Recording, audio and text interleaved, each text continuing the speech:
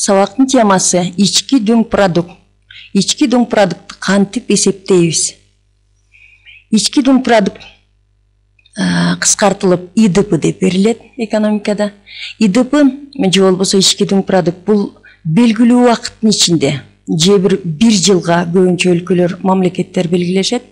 Бир жылдын ичинде өлкөнүн аймагында өндүрүлгөн товарлардын жана тейлөөнүн суммасынын наркы. Ички дүң продукту көп учурда улуттук дүң продукт менен бирдей эле алып жүрүшөт. Экономисттер эсептөөдө ички дүң продукт алышат. Ал эми ошону менен бирге эле улуттук дүң продукт деген түшүнүк бар. Бул УДП деп белгиленет. УДП менен ички дүң продукттун айырмасы жокко эсе. Себеби УДП деле бул белгилүү бир убакыттын ичинде мамлекетте өндүрүлгөн товарлардын тейлөөнүн акыркы товарларынын наркынын суммасы болуп саналат. ИДП негизинен экиге бөлүнөт: реалдуу жана номиналдуу. Реалдуу болгондо туруктуу баалар менен эсептелинген ички дүң продукт реалдуу болуп саналат. Демек, баалар качан туруктуу болгондо. Ал эми номиналдуу ички дүң продукт болгондо өзгөрүп турган, рынок экономикасында баалар күндөн күнгө өзгөрүп турарын биз билебиз. Өзгөрүп турган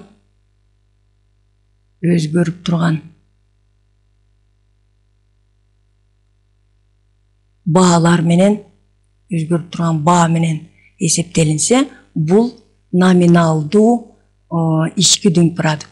Ал эми реалдуу болгондо туруктуу баа менен эсептелинет экен. Ички дүң продуктуну эсептөөдө төмөнкү лөрдү көңүл буруу менен ошолордун суммасын же болбосо төмөнкүчө аныкташат. ИДП барабар К кошулган И кошулган М жана X кемитилген импорт. Башкача айтканда, аны эсептөөдө керектөө чыгымдары, инвестициянын көлөмү, мамлекеттик чыгымдар, мына ушунун баарын кошуп, ошону менен бирге эле экспорттон импортту кемитүү менен чыккан санды жанагыларга кошуу менен ички дүң продуктуну эсептешет экономикада. Ички дүң продуктуну эсептөөдө көп кемчиликтер кетет, сөзсүз түрдө. Себеби көп нерселер эске алынбай калынат экен, алууга да мүмкүн эмес экен. Мисалы, үй бүлө өзү үчүн гана өндүргөн тамак аш, мисалы картошка болобу, эгин болобу, жана башканы өзү үчүн өндүрүп атышат. Буга да канчалаган чыгымдар кетип атат. Ошондой эле солярка жана башка жерди колдонуу, мына ушунун баардыгы эсепке алынбай калат экен. Бул өндүрүшкө кеткен чыгымдар. Экинчиси көмүскө экономика. Бул мамлекетте, ар бир мамлекетте көмүскө экономика сөзсүз үстөмдүк кылбай койбойт. Көмүскө экономика бул мыйзам бузуу менен жүргүзүлгөн иш аракеттердин баары, экономикалык иш аракеттердин баары көмүскө экономика болуп саналат. Бул салыктарды төлөбөй коюу, же болбосо кирешени жашыруу, кирешени азайтуу, мына ушулардын баардыгы көмүскө экономикага кирет экен.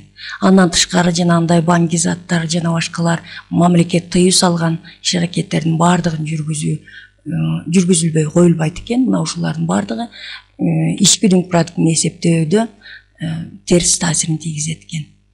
Кийинкиси товарлардын сапатынын жогорулашы, дизайны. Булар дагы эске алынбайт экен. Негизинен товардын сапатын жогорулатууга да сөзсүз түрдө чыгымдар кетет. Кийинки дагы бир кемчиликтердин бири, эң орчунтуу кемчиликтердин бири бул баалардын деңгээлинин өсүшү.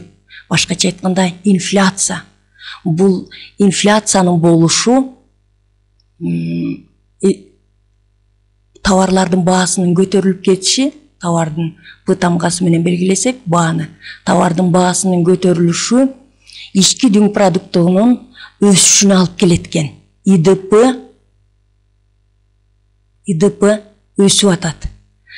Эгерде биз Кыргызстан өзүнүн эгемендүүлүгүн алган мезгилдеги жылдарды мисал келтирсек, 1991 жылдан 96 жылга чейин ички дүң продукт абдан төмөндөп кеткен.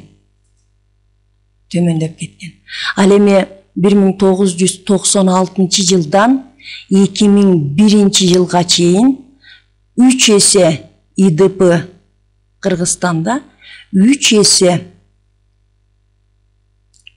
жогорулаган.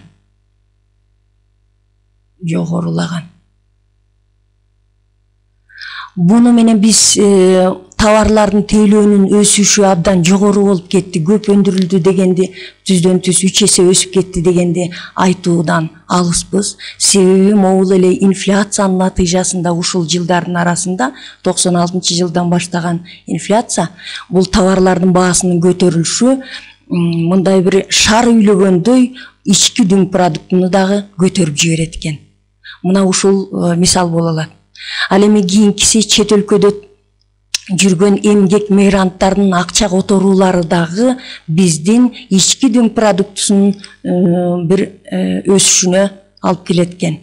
ИДПнын өсүшүнө. Бул дагы бир кемчиликтеринин бири болуп саналат экен. Биз акыркы жылдары мына Проондун прогнозу менен 2012 жылга карата 7,5%ке ички дүң продукт өстү деп атабыз. Деп айтылып атат да, ИДП өстү дейт да. Өстү. Эми буга таасир эткендер эмнелер себеп болгондугун азыр жогоруда карап өттүк. Ал эми өндүрүштүн көлөмү 6,5%ке төмөндөдө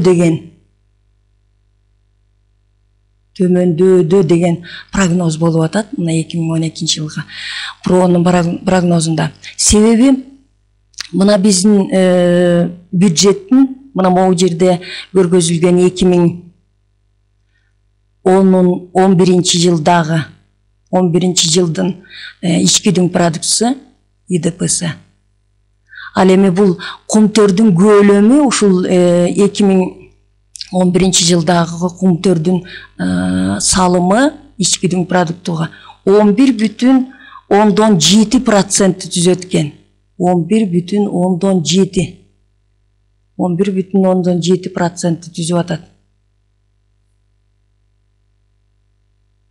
11,7. А бул болсо ушул 2011 жылдын бюджети көрсөтүлгөн.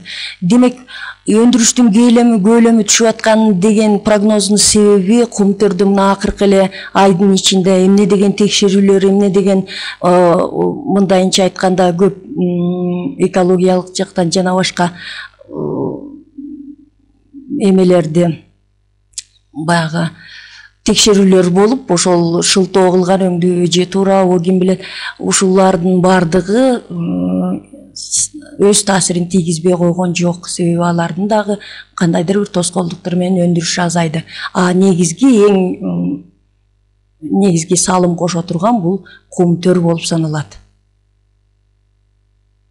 Кумтөр биздин ички дүң продуктуга кошкон салымы, ИДПга кошкон салымы абдан чоң экендигин биз унутпашыбыз керек. Мына ошентип биз ички дүң продукту кантип эсептелет, ички дүң продукт деген эмне жөнүндө биз түшүнүк алдык.